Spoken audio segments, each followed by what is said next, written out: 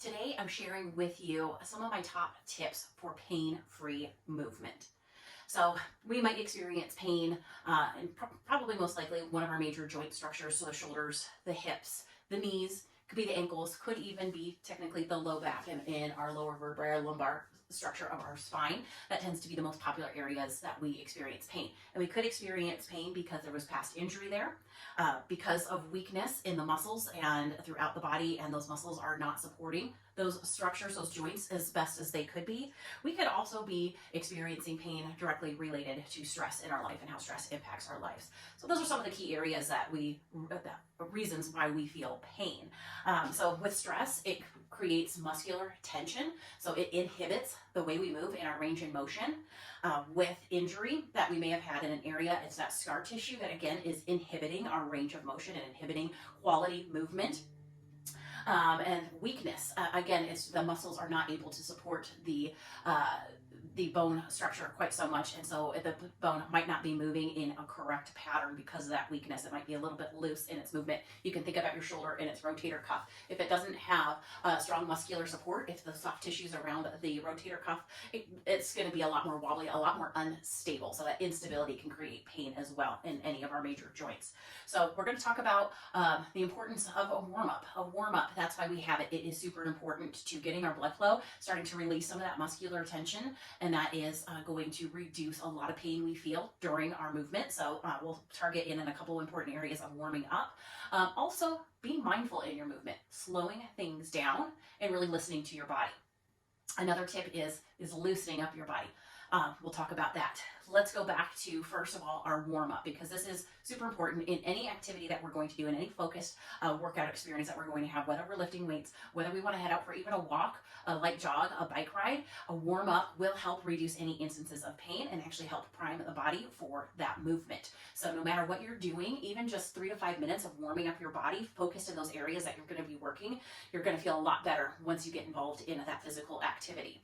So even, if we're targeting upper back here, especially that posture, just doing some nice big shoulder circles, moving at just a nice steady pace. We don't need to move too fast. We just want to bring movement into that area. Again, most of us do carry some amount of stress tension in our muscles, so warming it up is a great way to start loosening up those muscles, start releasing some of the tension that's held in the muscles. It's increasing the blood flow and also the oxygen to the muscles to really help expand what those muscles are doing and that range of motion that we're going to feel throughout the joint, because now those muscles are getting more elastic and allowing us greater range of motion. Same thing, maybe just with our hips and our knees, a couple little marches before we're going out to our walk, again, out to that run, even lifting weights if we're going to focus on a lower body movement, kind of getting some hip circles in, some of those marches. Again, just releasing the tension that is inhibiting our muscles and our joints to move in our full range of motion, because typically it's that inhibition, that instability throughout the joint that is causing pain. So warm-up is super important. Make sure you get your warm-up in before any focused movement.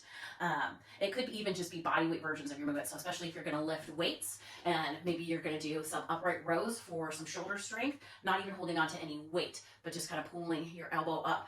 Maybe just take it nice and slow side to side. Just mimicking that movement with just body weight. That can really help warm the muscle up as well.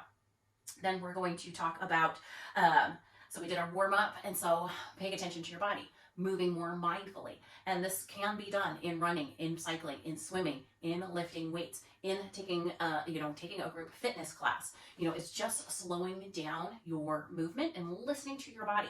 Because especially if for some reason, again, weakness or instability or, that tension in the muscle is inhibiting the range of motion, we may not be able to go quite the way that somebody else is doing, especially if we're in a class and we're watching an instructor, we may be watching people around us. We're all going to have different body movements, and you need to pay attention to what feels best for you. So let's take our knees, for example, in a lunge movement. We're going to get set up into, we'll go for a stationary lunge or a split squat movement here, so just nice and steady. So I feel this a lot. I have a little bit of arthritis in my left knee, so it moves completely different than my right knee. Some days good, some days not so good, but the key is listening and only taking it through that range of motion that feels good to you. So here I start to feel a little bit of extra pressure on my kneecap the lower I come here, so I'm going to stop at that point. I'm listening to my knee. I'm listening to see what it allows me to do. Even coming as low as I can and then listening to my knee backing off when I need to, I'm still activating the quadricep muscles and the glute muscles, which is what we're doing our lunge for. So in this strength move here. So I'm not I'm not shorting myself on the exercise that I'm trying to do, the focus I'm trying to do. I'm just listening to my body, not taking it quite so much. These muscles are active, getting us even lower. Even if I come just halfway into that movement right at the top, these muscles are still activating. So we're still getting what we need from that movement, but being mindful, listening to our body, backing off when we need to. And guess what? Especially if it is because of weakness throughout the structure, that instability that we're feeling that's causing the pain, any amount of work that we're going to do to strengthen the muscles that support whatever joint we're focusing on. So again, the knee in that lunge, focusing on strengthening our quads, and even our gluteal muscles will help support the knee.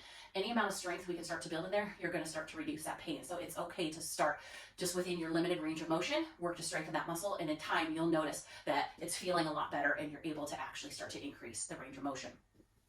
And then the third point I'm going to make today about pain-free movement, similar to being mindful, is just allowing your body to move. And a lot of times I notice when I'm getting ready to set somebody up for their movement, again, we're going to pay attention to knees because I notice this a lot, but it can also happen shoulders, elbows.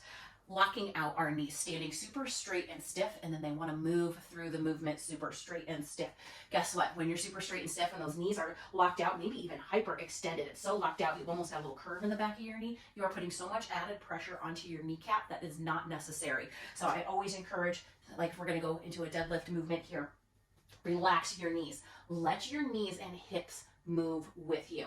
So again, not a stiff movement. I also see some of the stiffness and this locking out with some upper body movements, and it actually almost looks like a jerking movement when you are going through that motion. And I see this a lot with some spinal activity. So with doing some rotation, sometimes I have clients will take kind of a reverse lunge here in a rotation. That rotation should move nice and smooth, kind of feeling those muscles rotate, help rotate the spine. A lot of times I see people start to yank themselves. That yanking, again, you are creating so much added pressure to the spinal joint, to the shoulders. You're going to start to feel pain. You're going to feel, really uncomfortable in that movement, and then you might have that residual pain after the movement. So again, just moving, nice and fluid. We may have to slow ourselves down, but again, we're getting more benefit out of our movement than we are if we're causing our own pain by jerking, by locking out, by moving too stiff. So relax the shoulders. Sometimes take a couple deep breaths before you set into a movement. I always ask my clients to take time to set up their movement, and that includes, if it's upper body movement, let's just relax the shoulders here real quick. Let's shake it off. Before we go into a shoulder press, relax the shoulders and then take it into your press. And again, we don't need to take that weight super high overhead where we're locking out the shoulder or the elbow. That's too much pressure on the shoulder, and that's going to end up in further injury or pain. So again, maybe just a little press, we leave a little softness in the elbow, that helps the shoulder. Still building up the strength around the shoulder. So those are my tips for pain-free movement. Listen to your body. Back it off if you need to. If something doesn't feel right, adjust your position. So again, that's kind of back to being too stiff. Relax the knees. Adjust your position. Let your body feel good in the movement. And warm up. Get that blood flow increasing to the parts of the body that you're going to be working to get release already some of that tension. That's going to let your joints move into more of range of motion that you need to complete the movement. And believe me, you're going to be able to be more consistent in your exercise. You're going to feel a lot more comfortable in that exercise. You're going to feel overall reduced pain even in daily life because you're building that strength, you're being mindful, and you're treating your joints kindly. So to keep all of those in mind through your movements, going hard, going perfect, going too much, overwhelming yourself, that is not the right way to movement. That's not the right way to meet your goals. Consistency, moving mindfully, noticing the exercise, slowing it down is the key to feeling good and being able to stay consistent with your movement and reaching your goals.